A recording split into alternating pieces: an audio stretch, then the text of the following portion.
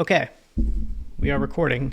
Hello. So eBay's been slowly changing how returns work on the platform, and I don't think most sellers have noticed this change, but the ones who have are sort of thinking the same thing that I am, which is this a good thing for us sellers? Are we losing more control than we realize? So let's figure that out. Hello and welcome back to my weekly show where I talk about the ups and downs and in-betweens of selling on eBay. I've got another packed show for you this week. I did hit up some garage sales over this past weekend, so we're going to go through some of the stuff that I picked up. I'm going to go through my numbers for the week like I do every week, and of course my top 10 sales, but let's go ahead and jump back into this return policy change. So where to begin? This isn't just about how returns are handled. It's more about who controls the transaction and how much trust eBay is placing in buyers versus sellers. And before we get into the details of what exactly is changing, I want to step back and sort of walk through how eBay returns actually work, because it's not always straightforward. And I think a lot of sellers just don't fully understand the system that they're already operating in. So let's start there. And this will also help us better talk through what's actually changing here in a minute. So eBay gives sellers flexibility when it comes to returns. You can offer no returns at all. You can offer returns with either buyer paid return shipping or you as the seller paid return shipping, which is also called free returns. You can also set the return window like 30 days or 60 days. And in some categories, you can do 14 days. And you don't have to use the same policy across your whole store, which is nice. You can decide your return settings on a listing by listing basis, and that can be super helpful. So some listings can have no returns. Some listings can have buyer paid returns. You can just sort of configure it on a per listing basis, which is nice. But here's where a lot of sellers get tripped up. The idea of avoiding returns altogether sounds super appealing. Who doesn't want to avoid getting returns? Just set your listings to no returns and be done with it. And a lot of sellers do exactly that, thinking it's going to protect them. But the truth is, even if you select no returns, buyers can still return your stuff. So under eBay's money back guarantee policy, buyers are allowed to return items depending on the reason they chose for the return. And that money back guarantee policy overrides whatever setting you've selected as the seller. And those reasons for a return that a buyer can select from, there's a ton of them. I'm not going to talk through all of them, but they basically all fall into two broad categories. Things that are the buyer's fault, like they changed their mind or it just didn't fit, or things that are the seller's fault, like not as described, or it's missing parts, or it arrived broken. And fault, truthfully, is not like the best word to use there. For example, you may ship something out and it arrives broken and you packed it very well, but FedEx just trampled all over it. That's technically not your fault, but it's your responsibility. And so that's what I mean when I say sort of seller's fault or buyer's fault. And if a buyer picks a seller's fault reason, eBay is going to force the return, even if you don't accept returns. And you'll be the one paying to get the item back, just as if you'd offered free returns in the first place. And so that's what a lot of sellers miss here. Saying no returns just doesn't always protect you. And so if a buyer can return your item either way, depending on the reason they choose, you might as well get the benefit that comes with offering returns up front. And this is going to be important when we talk through about what's changing with eBay return policies here in a minute. I just want to talk really quickly about my own personal return strategy and share that with you. And so I offer 30-day returns on basically everything I sell. The only exception there is when I'm selling things that are like as is or for parts or repair. I don't allow returns on those. But for everything else, I offer returns because buyers expect it. It's standard now.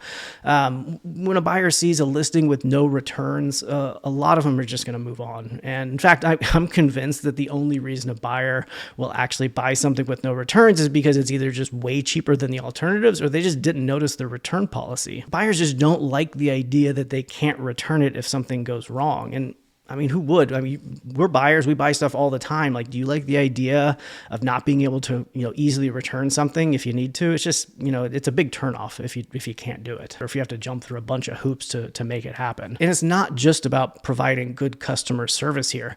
It's about visibility, for you and for your listings.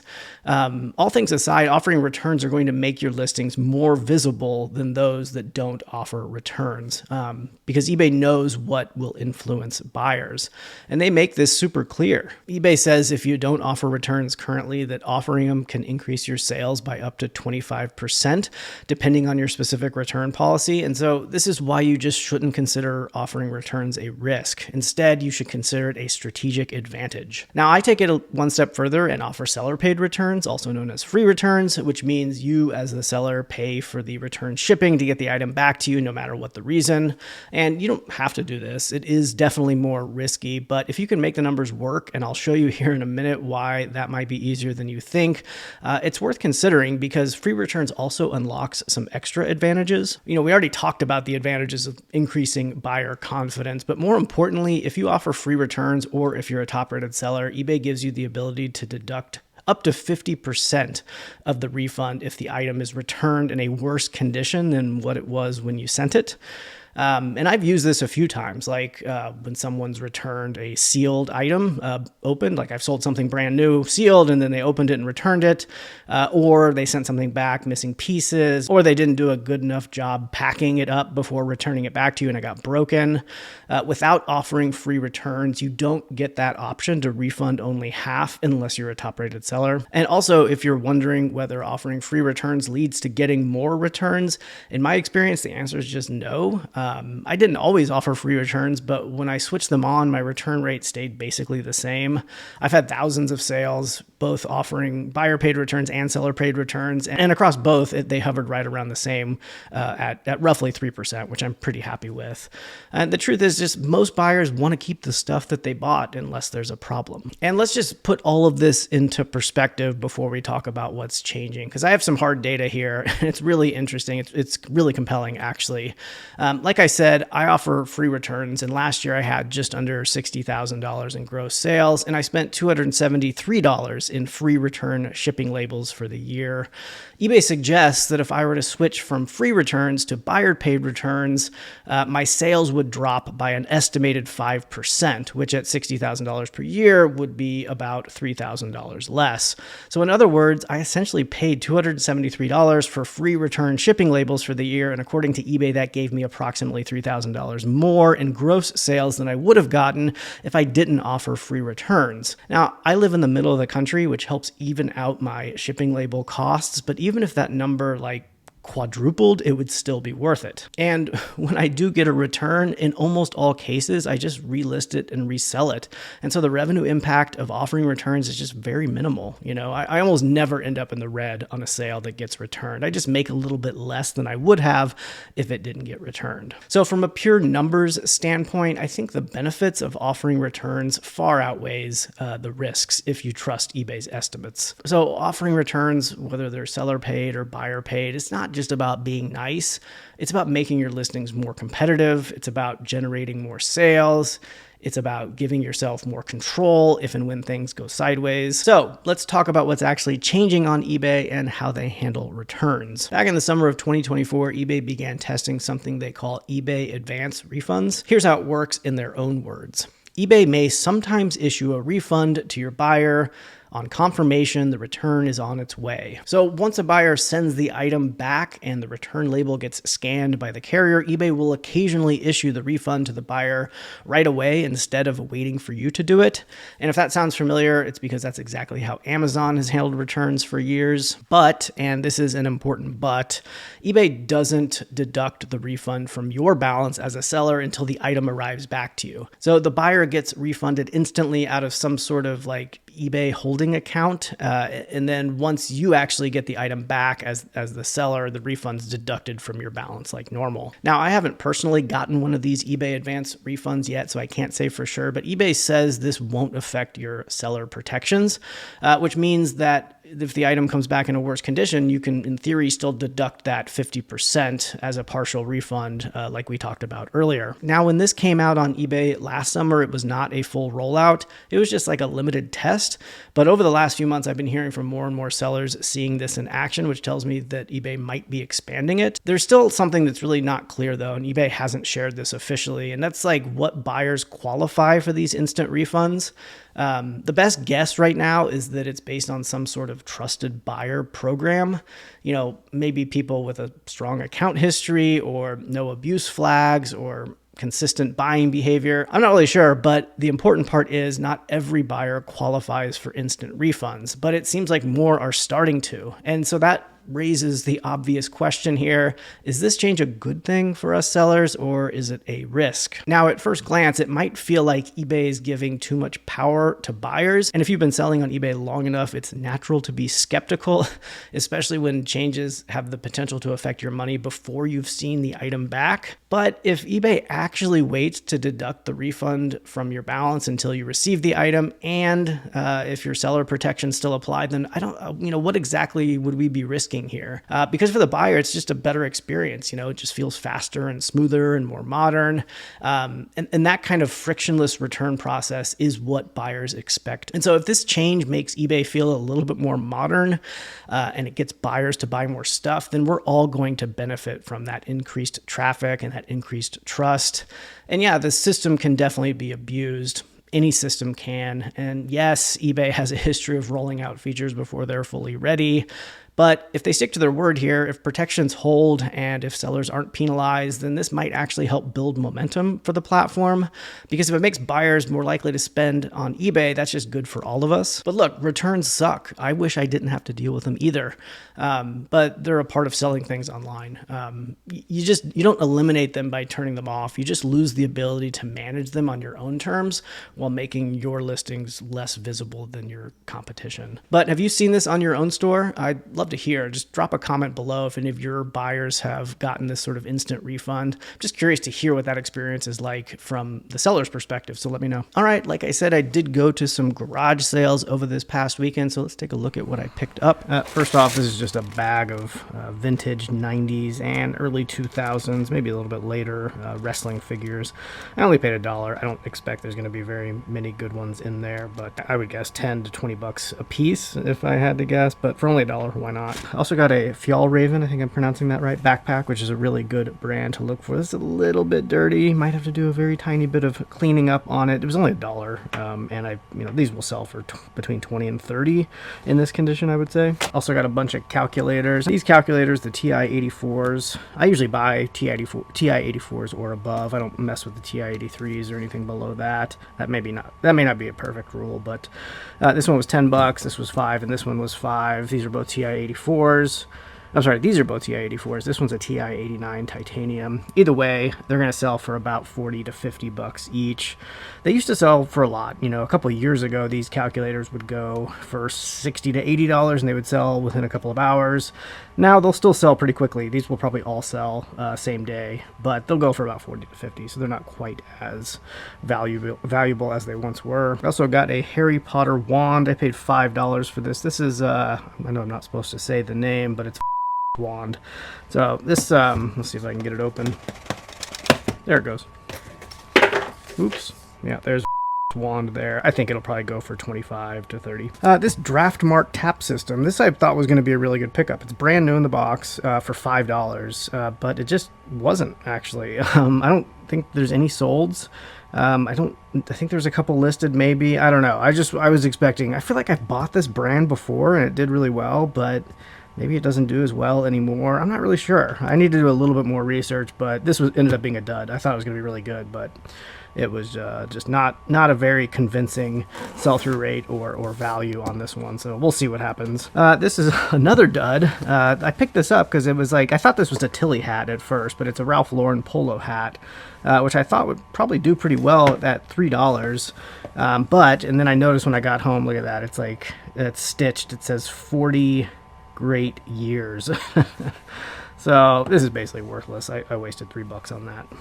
This is definitely the best find of the day, this Carhartt here. This is a blanket-lined Carhartt. It is made in the USA. It's a triple XL tall, and it is union made.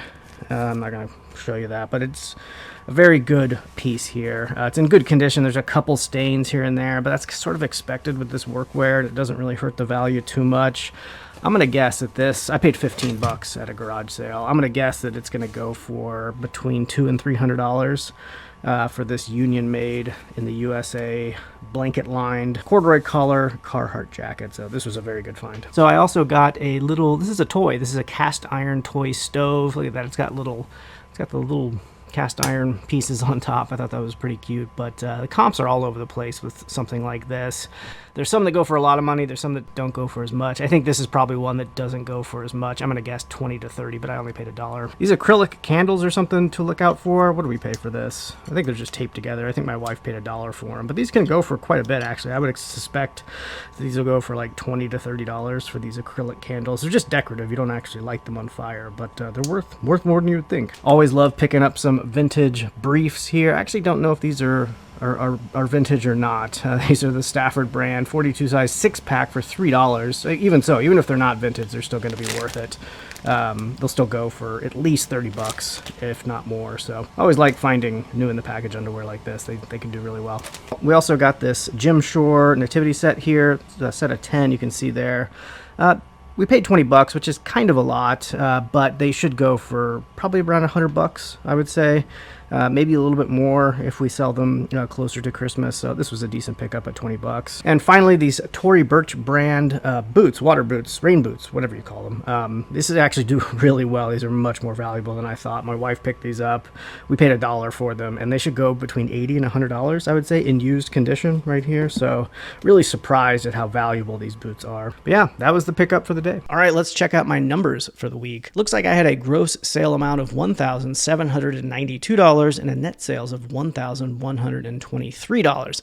That's pretty big numbers for me. I do this part-time. I try to get right around $600 net per week to hit my yearly goal of $30,000 net. And so I almost doubled my net this week. So it was a very good week for me on eBay. It looks like I had an average gross per sale of $48.45 and an average net per sale of $28.07. My overall average net per sale is usually right around $21 or $22. So that's definitely up a little bit. My net profit margin over the past 7 days was 63%. That just means I take home 63 cents for every dollar that I make here.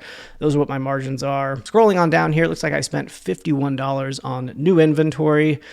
Cost of goods that sold over this past week were $162. My marketplace fees were $273, and shipping labels came in at $225. I had 36 new listings. 35 is my goal, so I was one above my goal, and 37 sales, so very close to 1-to-1 there. Looks like it was just a fairly consistent week. I had a really big Monday this week ago, and then pretty consistent and flat sales throughout the rest of the week. My average time to list was 4 days. That's just the difference between my purchase date and my list date, and then my average time to sell was 3 months, and that's the difference between the list date and the sale date.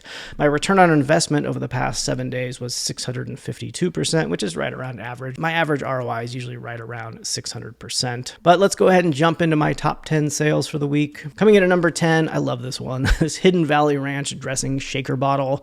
I actually had an idea that I would take this to the gym or something and put a protein shake in it, but drink it out of this Hidden Valley Ranch shaker bottle. That would be pretty funny.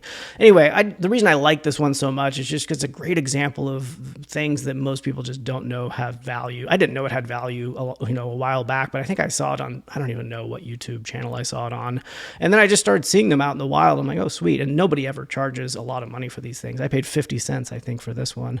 Yeah, 50 cents. It sold from 4 days for $20, And so again, I'm not going to be a millionaire, but I love finding these sort of diamonds in the rough, these things that it's like, I got a $12 net return. It's a $12 bill just laying around at a garage sale that almost everyone is going to pass over not knowing it has value. So that's why I like this one so much. There's just so much stuff out there like this that most people just don't know have value. And there's tons of stuff that I don't know too. And that's the fun of reselling, is every day you go out, you get to learn one new thing or many new things that has value. And so this is just a great example of that. And maybe if I find another one, I will take it to the gym. Coming in at number 9 is this Faraday brand shirt. Faraday's a really good brand. I'll pop the logo up on the screen. Definitely want to keep an eye out for it. It's pretty high-end stuff. This shirt here sold for $36.98. That's $29.99 plus $6.99 in shipping. The reason I'm calling this one out, again, just another good example of relisting working here. It looks like it took 12 months to sell, but it got relisted just this May 21st, and then about 2 weeks later, it sold. And so just, again, I'm shipping out a lot of really old inventory here from this auto end and relist feature. I did get a $23.35 net return on this one. The ROI was 778%, and the net profit margin was 63%. But yeah, Faherty's just a really good brand to keep an eye out for. Sort of hard to find, at least here in the Midwest. It may be more popular in other areas, but anytime I see it, I jump on it. Coming in at number 8 are these Eberhard Faber Mongol pencils. This is a great thing to keep an eye out for at estate sales in particular. I think that's where I got this. Yeah, I got 2 packs of these at an estate sale. Did take a while to sell, but these just 1 pack, sold for $34.99.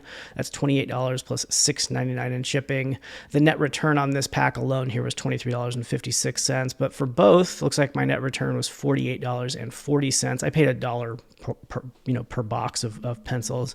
So keep an eye out for these old vintage pencils. Even if they've been sharpened and used, they can still sell. These just happen to not be used at all. They were unsharpened, but they just don't make these. They don't make pencils like this anymore, or if they do, they're very expensive. And a lot of people are just looking for a very particular type of pencil in a very particular style or era that they were made, and they will pay big money for them because you just can't get them anywhere else. And so it's pretty crazy to sell, a pack of pencils you get for $1 for 35 bucks. It's a really cool find. Great thing to look out for at estate sales. Coming in at number 7 is this Texas Instruments TI-84 Plus. You just saw this on the garage sale video. TI-84 Pluses, I think I mentioned this, but they just don't do that well as they used to. A few years ago on eBay, they would be selling for between $60 and $80, and they would sell in like minutes. Now they sell for more like $40 to $50. This was a little bit of a nicer one, this Plus CE, and it was a color screen. I didn't have the charging cable, but still, it sold for $56.98, only 30 minutes to sell. You just know these things are going to fly off the shelves. So even though the value is lower on eBay than they used to be a few years ago, the demand is still there.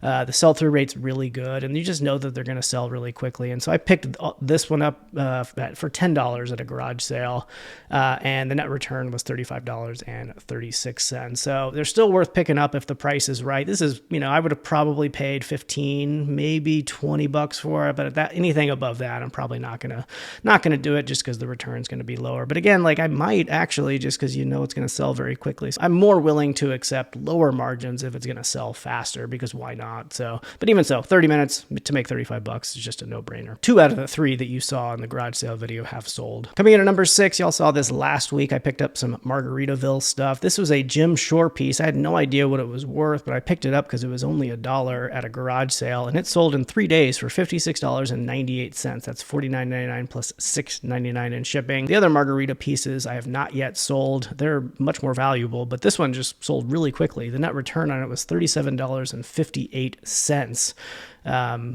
Dollar garage sale find. Jim Shore is just a great brand to look out for. You saw that Jim Shore Nativity set that we bought this past weekend at garage sales. We always pick up Jim Shore when we see it. You just want to look it over and make sure that it doesn't have any chips or cracks or things like that. But a lot of people collect Jim Shore stuff, especially if it's a crossover piece like this, Jim Shore and Margaritaville. Pretty much a no-brainer, so keep an eye out for stuff like that. Coming in at number 5 is this Canon PowerShot. Don't sleep on digital cameras, y'all. These things can just be really valuable, even though I'm not exactly sure when this thing was built. It probably came out at least 10 years ago, if not more. So this is not a new digital camera by any means, but still, it sold for $56.98. And look at this time to sell, 6 minutes. That might be my record. I don't know. Let's actually look. Let's see my record for time to sell. Yeah, so this actually wasn't my fastest sale. 6 minutes. It tied my fastest sale. This Nintendo Wii 31 game lot. I just wanted to get these things out the door, so I priced them at $1 a piece, and they sold within 6 minutes. And then, this Canon PowerShot also sold in 6 minutes. What else we got here? 11 minutes for this LK Easy H20 bottle filling station. So anyway, this, let's get back to where we were here. A Canon PowerShot just sold very, very quickly. The net return was $39.56. People just still want these older digital cameras, newer, older. They're still valuable. They still have value. Now there is a limit on that. I don't think you want to go too old. You go too old, then it becomes a collector is looking for them. And so they still may sell, but I think it's just more brand and model specific than. This is being sold to be used, not as a collector piece. And so just don't sleep on digital cameras. Don't think that they have to be a completely modern, even 10, 15 years old are still going to sell. Coming in at number 4 is this book, The Chimpanzees of Gombe Patterns of Behavior. The reason this one's so cool is because it was signed by Jane Goodall. Really cool piece. When I'm out looking at garage sales and thrift stores and things like that, I don't spend a ton of time at books. I like books, but to find the valuable ones, there's just, one out of every 200 books you look at are going to be valuable. And it takes a lot of time to figure out the value. And I'm just not somebody who's going to sit there and scan a bunch of books to try to find the value. But I do just browse over and I look for interesting books. This one stuck out. It looked like an interesting book. And often books like this or sports books that are, a public figure, I will open it up and see if it's been signed. And you'd be surprised, the hit rate you get on signed copies. It's not, it's not a high hit rate, but I just have found a lot of books in this way. And this one was signed by Jane Goodall. Very, very cool. $67.62 it sold for. The net return on this one was $46.82. Take a chance, open up a book, see if it's signed. Coming in at number 3, y'all saw this maybe 2 or 3 weeks ago from a garage sale pickup. This is a music box from Switzerland, a vintage piece. What do we pay for it? We paid $5 at a garage sale. It sold for $90. That's $80 plus $9.99 in shipping. The net return was $57.97. And this is just a great example of why I love selling on eBay. I pulled this thing from a garage sale in St. Louis, and in about a month, I sold it to somebody in Germany. Somebody who I'm guessing this was from their past, something that they remembered, something that they wanted for themselves. And the fact that I can just pick something up from a garage sale, send it halfway across the world, make somebody happy about it, makes me very, very happy. I just love that idea. I also love the idea that it went international. I use eBay's, was it global shipping program, international shipping program? I can't remember what it's called, but it's a great program to be a part of. It reduces the risk of selling internationally. Basically, when this thing sold, I didn't ship it to Germany. I shipped it to an eBay warehouse somewhere in Illinois. And the downside of that is they often open and repackage these items and inspect it. And we took a lot of time and care into making sure this delicate piece was packed. And I just really hope, one, either that they don't open this one and repack it, or if they do, that the person who is processing it takes the same level of time and care that we did to ensure that this arrives in Germany safely. If it doesn't, I don't lose any money. eBay will cover the cost of the refund, but this person wants this thing, and we packed it very well so that they can get it. So it's less about anybody losing money, and it's more about just getting people what they want. And I've had that happen when selling things through the international shipping program where eBay just repackaged it and did a crappy job. I sold a really nice vintage Coleman lantern and spent so much time making sure that it was packed well. And it arrived broken. And I guarantee you it's because eBay repacked it and just didn't care as much as we did. So it's an unfortunate side of selling internationally. But another positive of selling internationally through the ISP or the global shipping program, whatever it's called, is that there's no returns. The buyer can return something if they want to, but it never comes out of your account. And so when you see a sale come from the international shipping program, you just know that it's a done deal. You sell it and you ship it and it's never going to get returned. So pretty nice. Anyway, what did this sell for? $89.99. The net return on this one was $57.97. I hope it makes it to Germany. I want to make this person happy. Fingers crossed. Coming in at number 2, this weird Kohler piece. I'm not a plumber. I don't know what this stuff is. I just have a large pallet of fixtures like this. This sold for $109.98. The net return was $72.71. Let's see how this big bulk buy of mine is doing here. It looks like there's 181 individual products and 268 units. That's just because there's a lot of multi-quantities in there as well. The total active list value, so everything that is still listed, 92 products you can see there, has a list value of $7,138. I've grossed $6,200. I have a net of almost $3,000 there, and a total payout of $4,356. That's how much cash is coming back from eBay from these sales. That's not the net. That's just how much money is coming back.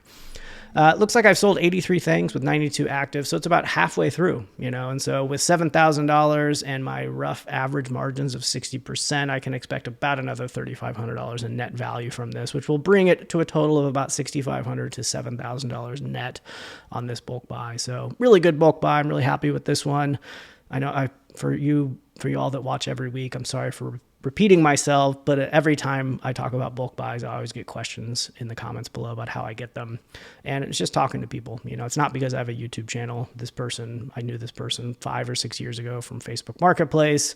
I just bought something from them and noticed that they were a reseller and told them I was a reseller. And they've been supplying me with bulk pallets a couple of times a year since then. And so that's why I encourage people to go out and talk and share with others what you do, because you never know when an opportunity is going to arise like that. Coming in at number 1, this is a really great sale here. Look at this, Arc'teryx. Am I pronouncing that right? I'm pretty sure. Arc'teryx is just an incredible brand. If you see it, you definitely want to pick it up, even if it's not in perfect condition, even if the price is relatively high.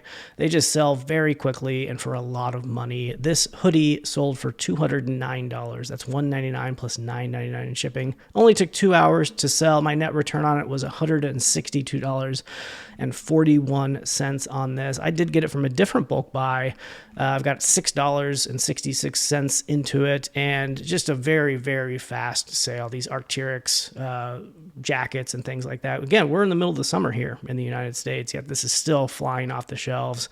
I could have priced this higher, and I could have got more money for it in the winter. It probably wouldn't have sold as quickly, but I don't really care. I'm just going to get it out the door. My cost of goods are so low, I would rather keep stuff moving through my inventory than waiting for the exact right price and the exact right time. But happy to get this one out the door. Keep an eye out for that brand. It's a very, very good one. All right. Well, with the lights out, I've noticed, we've been going to garage sales every weekend since they started a few months ago, and they've been less busy than I remember them in previous years. It used to be when we would go to garage sales here in the St. Louis area, it's just packed with people, packed with resellers, and the weather has not been super great. It seems like almost every Saturday has been a little bit rainy, not like downpour, but it's just not great weather.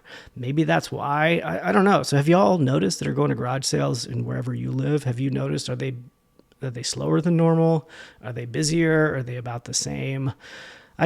I've been surprised. I don't think we've had a bad day of garage sales. I mean, none of them have been super amazing, but every day I've come home with probably, $750 to $1,500 in list value worth of stuff from garage sales. And, I don't know. Usually every other weekend it's like hit or miss. And so I don't know, fingers crossed that it stays that way. I love finding good stuff at garage sales. But what else is going on? I started a summer challenge, my own summer challenge, which is like, I'm never going to have my refrigerator be empty of homemade salsa this summer. And so I've been on a salsa making spree lately, trying a bunch of different recipes, and I never want to go a day without having some sort of homemade salsa available for use.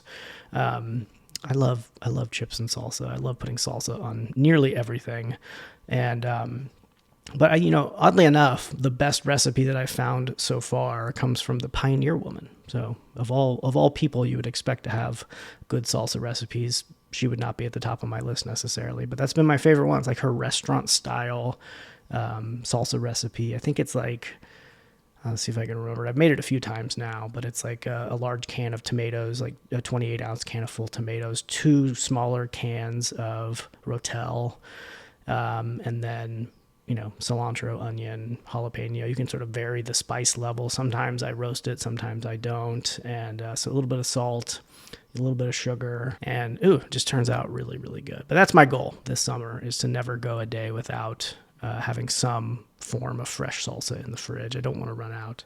The jarred stuff, not nearly as good. And it's so simple and cheap to make your own. I don't know why do I talk about food stuff so much? I guess that's just on my mind. I am hungry, I'm hungry quite a bit. After I'm done talking here, go make some food with some salsa, some homemade salsa, and some water chestnuts. All right, thanks y'all. We'll see you next week.